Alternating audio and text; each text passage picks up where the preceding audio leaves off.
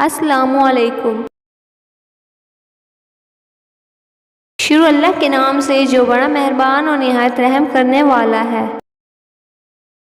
نبی کریم صلی اللہ علیہ وسلم نے فرمایا، بے شک دین آسان ہے اور جو شخص دین میں سختی اختیار کرے گا تو دین اس پر غالب آ جائے گا اور اس کی سختی نہ چل سکے گی، پس اس لیے اپنے عمل میں پختگی اختیار کرو اور جہاں تک ممکن ہو میانہ روی برتو اور خوش ہو جاؤ کہ اس طرز عمل سے تم کو دارین کے فوائد حاصل ہوں گے، اور صبح اور دوپہر، اس اور شام اور کسی قدر رات میں عبادت سے مدد حاصل کرو۔ نماز 5 وقتہ میں بھی مراد ہو سکتی ہے کہ پابندی سے ادا کرو۔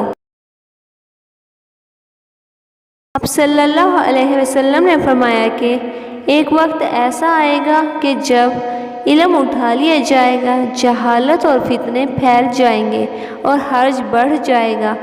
آپ سے پوچھا گیا کہ یا رسول اللہ، حرج سے کیا مراد ہے؟ آپ صلی اللہ علیہ وسلم نے اپنے ہاتھ کو حرکت دے کر فرمایا، اس طرح گویا آپ صلی اللہ علیہ وسلم نے اس سے مراد قتل لیا۔